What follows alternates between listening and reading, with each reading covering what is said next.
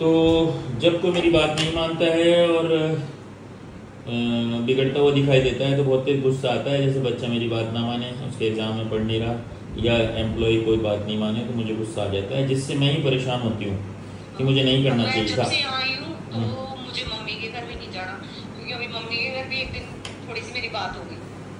अच्छा। तो उसके बाद पापा ने कहा कि भाई ये ना बताऊँ, बात हुई मनीषा से, हम्म। वो मार रही थी बच्चे को और वो मम्मी पे, तो मैंने उसे कहा कि मम्मी से तो तुम तमीज से बात कर। हम्म। ठीक है, फिर पापा ने उसके भाई को कह दिया कि भाई ठीक है, मेरी बेटियां तो नहीं आएगी। पापा ने मुझे उनके सामने ये बोल दिया कि तुझे आने की जरूरत नहीं है। मतलब मेरा तो घर बार सब कुछ छूट गया। खैर उसके बाद उन्होंने बोल दिया कि नहीं ऐसा नहीं है ये वो, लेकिन ना उसके बाद मेरे दिमाग में हो गया कि मेरे तो माँ बाप भी नहीं है, और मेरा वहां जाने का 1% भी मन नहीं करता, 1% भी। मुझे ये फील होने लगा कि मेरा तो कोई घर था ही नहीं।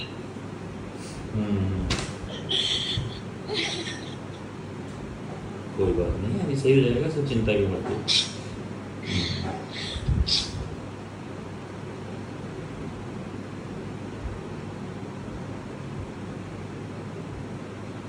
मैं वहां जाके भी खुश नहीं हूँ और मैं यहाँ पे भी खुश नहीं हूँ। मैं मेरे वहाँ काम में भी खुश नहीं हूँ। मतलब मैं बस काम करती हूँ, बस ठीक है भाई, मेरा ध्यान डाइवर्ट रहे बस। अब मैं यहाँ आई हूँ तो मैं या तो अंश पढ़ता रहता है तब तक तो ठीक, लेकिन जरा सा भी अगर वो फ्री हुआ फिर मैं ना बताऊँ मेरा दिमाग खराब होने लगता है। कल भी मैं कम से कम 2 घंटे तक कंटिन्यू रोती रही हूँ।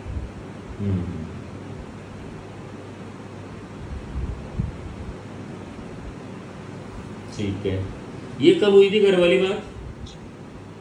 अभी मैं छुट्टियों में आई थी जब की बात है। ये तो लंबा हो गया, 1 महीने की बात हो गई है ना?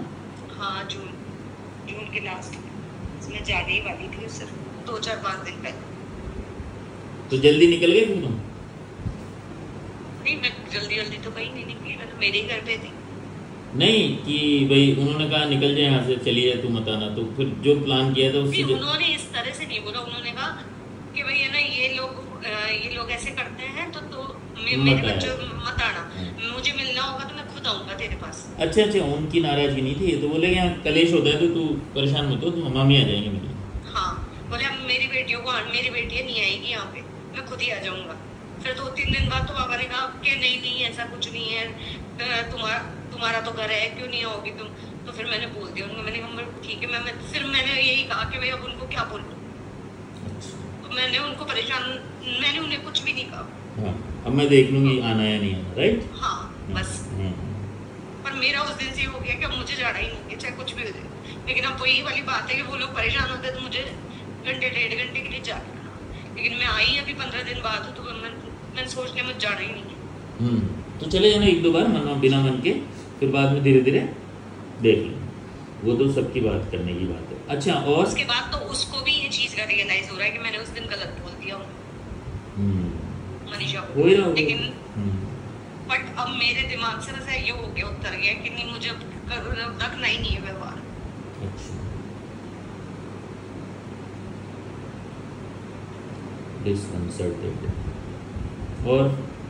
और बोल।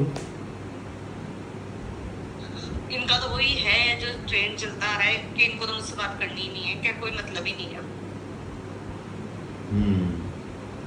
ये तो अभी भी कह रहे हैं कि भाई बोले इन चीजों की कोई दवाई नहीं होती, तुम फालतू पैसे खर्च कर रही हो। अच्छा, तो फिर तुम ही सही हो जाओ ना, अगर पैसे नहीं खर्च करने तो। बस वही तो चीज है ना। अच्छा, अगर मुझे ही फील तो मुझे तो काफी टाइम से हो रहा है, लेकिन मुझे लेने दे तब है ना दवाइयाँ। नहीं, दवाइयाँ तो लेने की बात नहीं, मैं कह रहा हूँ जब अपना व्यवहार ही सही कर लो ना, दवाइयों की जरूरत क्या है? व्यवहार तो नहीं सुधर सकता। व्यवहार तो बस यही है ना कि तुम भी तो इसी तरह से बात करती हो। मेन कॉज तो यहीं से शुरू हुआ है ना? नहीं? हाँ, बिल्कुल। मैं खुद इस बात को मानती हूँ कि इनका इग्नोरेंस ही मेरी ये सारी लोनलीनेस और ये जो मुझे अंदर ही अंदर जो मैं घुट रही हूँ ना, ये सब रीजन ही यही है।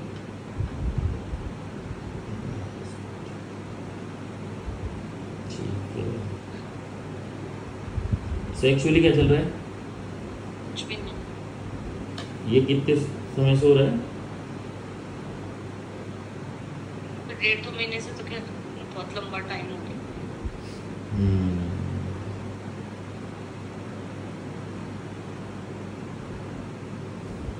ये भी डिससेटिस्फेक्शन में आ रहा है ना तुम्हारे? ठीक है। बाकी फिजिकल में क्या क्या चल रहा है? पेट दर्द, प्यास, भूख, नींद वगैरह तो ठीक है? हाँ, एक मैं ये कह रही हूँ कि मैं यहाँ तो ठीक रहती हूँ, मेरे पेट में ऐसे कोई प्रॉब्लम नहीं होती, पर मेरी गैस्ट्रिक प्रॉब्लम हो रही है वहाँ जाती हूँ, वहाँ पे ना या तो पानी की थोड़ी प्रॉब्लम है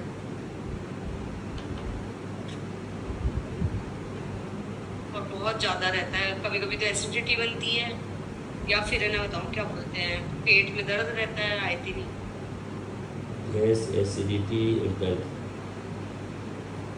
पानी कारण हो सकता है। एसिडिटी की और गैस्ट्रिक की तो दे ही देना, क्योंकि ये तो मेरे ना कंटिन्यू यहाँ आती हूँ तब तो ठीक रहता है कि यहाँ के पानी में शायद प्रॉब्लम नहीं है, वहाँ मैं वहाँ तो परेशान ही रहती हूँ।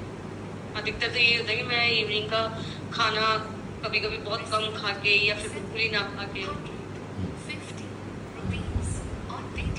एक मेरे माइंड में ये मेरा वेट को लेके बहुत ज़्यादा चलता है कि मेरा वेट बढ़ता जा रहा है, तो कंट्रोल में आ नहीं रहा कोशिश करने के बाद। उससे क्या हो रहा है? वेट बढ़ना तो बढ़ने दो ना, क्या दिक्कत आ रही है तुम्हें? क्या होता है वेट बढ़ने से तुम्हें? अगर सहज ही चलते रहें जीवन में, कोई छेड़ाछेड़ी ना करें वजन से और बढ़ जाएगा तो क्या दिक्कत आएगी? मतलब क्या सोचती हो वो पूछ रहा हूँ। पता नहीं, और जैसे और प्रॉब्लम्स होती हैं उससे वैसे वो हो रही है, जैसे कभी थकान होना, कभी ना बताऊँ सांस फूलना। अच्छा, इसलिए वेट कम चाहती हो? ये सुंदर वाली बात है, ये पूछ रहा हूँ। सुंदरता वाली बात है क्या? हाँ, वही कि भाई मैं फिट रहना चाहती हूँ, ये इस तरह से बेडोल शरीर और ऐसे अजीब सा ही।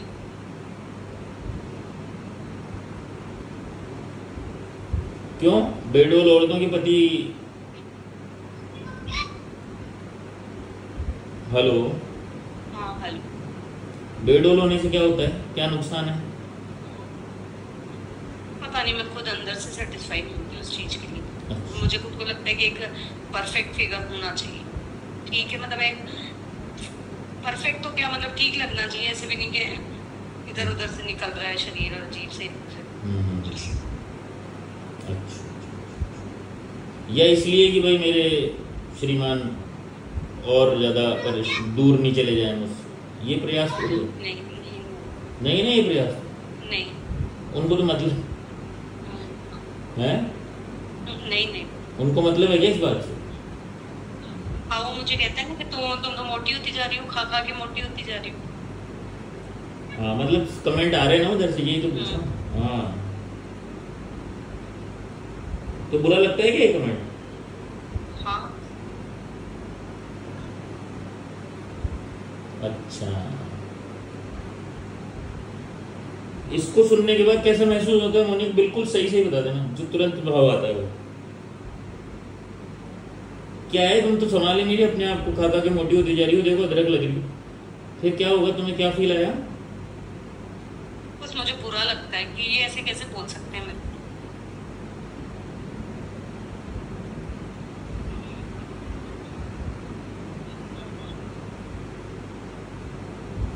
ये तो सालों से चल रहा है ना, ये आज थोड़ी चल रहा है, इसीलिए तो तुमने वो लिया था हर्बालाइफ और ये सब। हाँ। और तुम्हें इतना कंसर्न नहीं है वेट से जितना उनको है, इसलिए तुम्हें।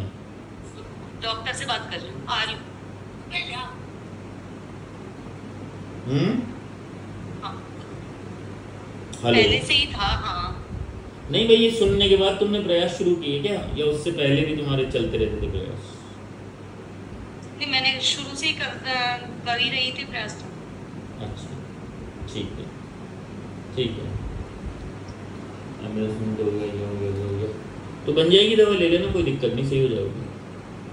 ठीक है, मैं भेजती हूँ इनको लेने के लिए। हाँ, और भी कोई बात हो तो बोलो। नहीं, बस यही बात है। अरे हाँ, ठीक है ना? नहीं नहीं, उधर ऑफिस में और कोई बात हो तो बोलो। ऑफिस में तो बस ऐसे ही चलती रहती चीजें जो। तो ये है कि बाकी तो देखो सब काम करने के लिए तैयार रहते हैं, कुछ 2-4 जनों को क्या प्रॉब्लम रहती है, वो ना तो काम करना चाहते हैं ना करने देना चाहते हैं। तो तो वो उनको पता है कि वो बहसबाजी करेंगे, लेकिन चलती उनकी फिर भी नहीं है। होना वही होता है जो मैंने जो ऑर्डर लिख दिया होता है, लेकिन वो बहसबाजी तो एक बार करेंगे ताकि उनको लगे कि हाँ हमने कह दी अपनी बात। अच्छा। अब वो कोई चार्ज है पोशार का, वो लेना चाह रहा है, वो मुझे कह रहा है कि आपने मुझे वो चार्ज क्यों नहीं दिया, आप तो मुझे चोर समझते हो। मैंने कहा मैंने तो ऐसे कुछ कहा नहीं कि आप चोर हो या क्या हो। बोले मैं भी नहीं करूंगा ये काम, मैं उधर पढ़ाने तो नहीं जाऊंगा, मैं तो L2 का टीचर हूँ, मैं L1 के टीचर्स के लिए जगह नहीं जाऊंगा पढ़ाने, वहाँ आपके पास टीचर। मैंने कहा मुझे जहाँ जरूरत फील होगी वहाँ भेजूंगी मैं आपको। अब वो पोशार के चार्ज में गया, पैसे बचते हैं, वो ये सोच रहा है कि मेरे पास पैसे आ जाए तो मैं आराम से और इधर के उधर करके फिर बराबर कर दूं। ये तो बहुत पुराना मसला है ना शायद, तो मतलब कोई ना कोई चाहना ही चाहता है उस यही तो चार्ज है ना मेन। तो क्या है ये इन लोगों के बस यही अटक रहा है। पहले जिसके पास था वो पैसे खा रहा था, उससे लेके किसी और को दिया। अब जिसको दिया है वो आराम से चला रही है, वो पूरा मतलब ईमानदारी से कर रही है। लेकिन अब वही वाली बात है, पैसे बच रहे हैं तो वो उसको टॉर्चर करते हैं। मुझे अब वो उनको ये तो पता है कि मैडम तो लेती नहीं है इससे पैसे, लेकिन वो मुझे पूरा हिसाब देती है, पूरा बताती है कि मैडम इतना बच रहा है, तो मैं उससे क्या पैसे लूँ। और जब वो पैसा यूज ही स्कूल के लिए करना तो लेना और करना क्या करना। मतलब अभी जो तुमने चेंज की है वो ईमानदारी से काम कर रही है, तो तुम चाहती नहीं हो कि कोई आए और नहीं। मैं किसी और को देने के लिए तैयार थी। मैं तो क्योंकि वो चार्ज वैसे हर साल चेंज होता है, अच्छा नियम अनुसार। लेकिन अभी 2 साल हो गया, अब ये तीसरी साल था उसको, तो अब इस बार हटाती तो वो जिसको देना जा रही हूँ तो वो कह रहे हैं हम ले नहीं।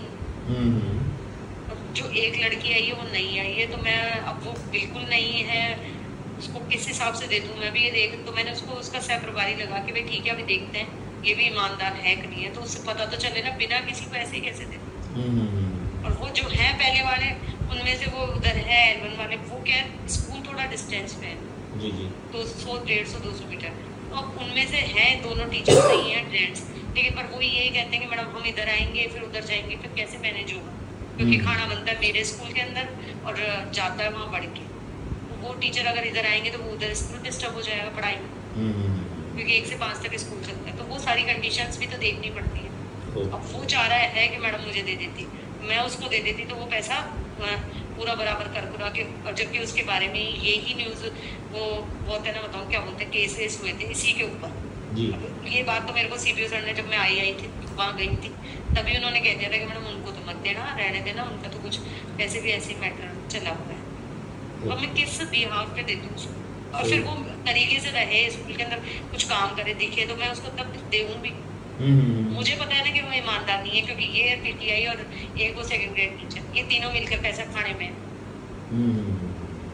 अब इनके क्या बिल्कुल कुछ हाथ नहीं आ रहा, किलर से भी नहीं बच रहा, तो अब ये दुखी हैं। और फिर 7-7 पीरियड क्लास लेने जाना पड़ता है, 1 मिनट में बैठने नहीं दे रही, तो अब इनके ये दुख रहता है कि मैडम तो है ना बताऊँ स्कूल प्राइवेट स्कूल की तरह चलाना चाहती है, क्योंकि मैं इस तरह से नहीं चलाना चाहती हूँ, सरकार चलाना चाहती है, तो मैं क्या करूँ। सही बात।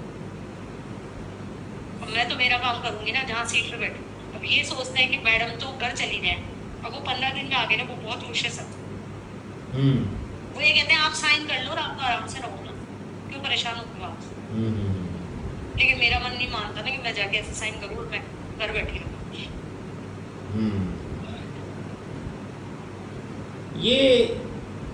ये जो चिड़चिड़ाहट है ना, इसकी एक बार मूल जड़ पे जाके देखोगी ना तो क्या समझ में आएगा। चिड़चिड़ाहट गुस्सा जो भी है कहाँ से, मतलब ओरिएंटेशन क्या है इसका, कहाँ से जन्मा है। मुझे जो लगता है, मुझे क्या कोई चीज के लिए मना करता है ना कि हम ये काम नहीं करेंगे, मुझे लगता है कि ये मुझे मना नहीं कर सकता, क्योंकि ना मैंने जब ऑर्डर दे दिया तो ये काम करना है। अच्छा। और ये चीजें जब मैं वहाँ गई हूँ ना तब ही ज्यादा प्रॉब्लम्स क्रिएट हुई। जब तक मैं यहाँ थी तब तक कुछ भी समस्या नहीं थी, ना मेरे हम दोनों के रिश्ते में थी ना कहीं और थी। और सबसे मेन हमारा ये डिस्टेंस ही उन लोगों को ना बताएं, ये इस पोजीशन पे हम लोग इस वजह से आए, क्योंकि मैं वहाँ रहती हूँ और ये यहाँ रहते हैं बहुत लंबे लंबे तक हम लोग है ना बताऊँ, तो ना तो ये अपनी बात ढंग से कह पाते हैं ना मैं अपनी बात इनको समझा पाती हूँ। इनको लगता है कि मैं फ्री हूँ, लेकिन मैं फ्री नहीं हूँ। मैं वहाँ पे रह के 1 बजे बाद भी, स्कूल से जाने के बाद में भी मेरे पास काम रहता है, क्योंकि मेरे पास इतने फ़ोन आते हैं तो मैं इतना इरिटेट हो जाती हूँ इन चीज़ों से, मैं सोचती हूँ कि मुझे बात ही नहीं करनी किसी से। अच्छा।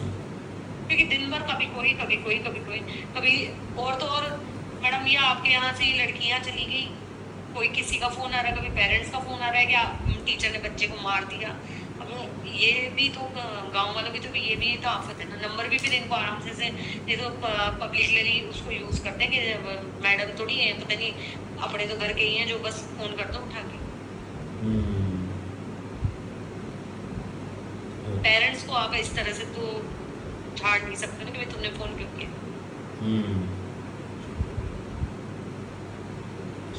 वाली चीज इसमें ये इग्नोरेंस वाला पार्ट नहीं है, गुस्सा इग्नोरेंस से नहीं आ रहा